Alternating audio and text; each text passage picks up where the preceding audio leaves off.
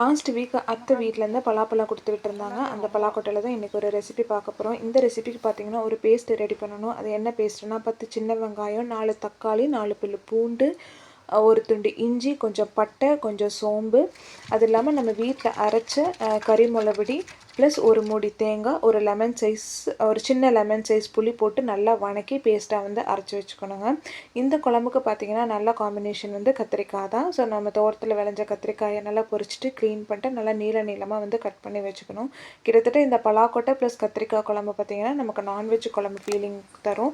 இதெல்லாம் க்ளீன் பண்ணதுக்கப்புறம் நம்ம தாளிப்பு கொடுத்துக்கலாம். தாளிப்புக்கு பார்த்திங்க அப்படின்னா எப்பவும் போல் கடுகு, உளுந்தம் பருப்பு, கருவேப்பிலை, 2 வரமிளகா போட்டு நம்ம வேக வச்சு எடுத்து பலாக்கொட்டையும் போட்டு நல்லா வணக்கிக்கணும். இது வணங்கினதுக்கப்புறம் வந்து நம்ம க்ளீன் பண்ணி வச்ச கத்திரிக்காயும் போட்டு நல்லா வணங்கிக்கணும். இது ரெண்டுமே வந்து நல்லா வணங்கினதுக்கப்புறம் நம்ம அரைச்சி வச்ச பேஸ்ட்டை வந்து ஊற்றி ஒரு 10 to 15 மினிட்ஸ் நல்லா வந்து கொதிக்க விட்டுறணும். கொதிக்க விட்டு இறக்கணுன்னா சூப்பரான குழம்பு ரெடி. இது ரெண்டுக்குமே நல்லாயிருக்குங்க, டிஃபன் ப்ளஸ் சாப்பாட்டுக்கு.